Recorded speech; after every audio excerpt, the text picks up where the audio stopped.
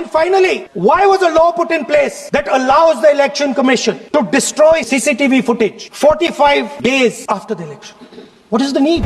मान्यवर, जन प्रतिनिधित्व अधिनियम 1951 की धारा 81 में एक प्रावधान है। प्रावधान क्या है? उम्मीदवार चुने जाने के बाद 45 दिन में चुनाव याचिका दायर कर सकते हैं। 45 दिन के बाद इसको कोई चुनौती नहीं दे सकता। ये नियम 1991 में बना, तब उस वक्त सीसीटीवी फुटेज नहीं था। सीसीटीवी फुटेज बाद में चुनाव आयोग ने एक सर्कुलर से रूल्स में बदलाव कर ऐड किया। अब किया क्या है चुनाव आयोग ने?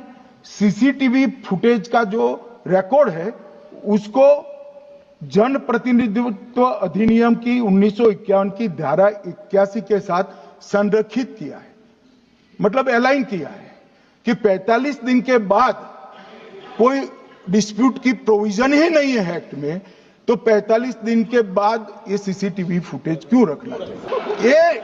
ये धारा 81 1951 से है, मगर पहले पर्चियों से होते थे तो पर्ची के लिए थी। अब सीसीटीवी फुटेज का कैमरा आ गया तो सीसीटीवी फुटेज ऐड कर दिया।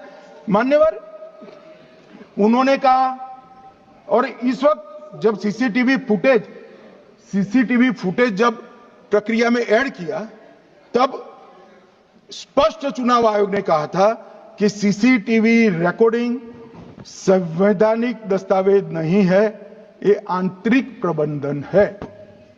किस चीज का आंतरिक प्रबंधन?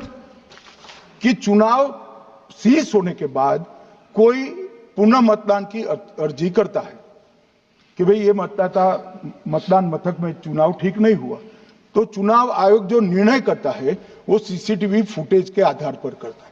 पहले मौखिक करता था, टेक्नोलॉजी आई, सीसीटीवी फुटेज स्वीकार कर लिया। अब ये आंतरिक प्रबंधन के लिए है मान्यवर। फिर भी चुनाव आयोग का जो निर्णय मैं बताता हूं, उन्होंने कहा सामान्य जनता को एक्सेस होना चाहिए।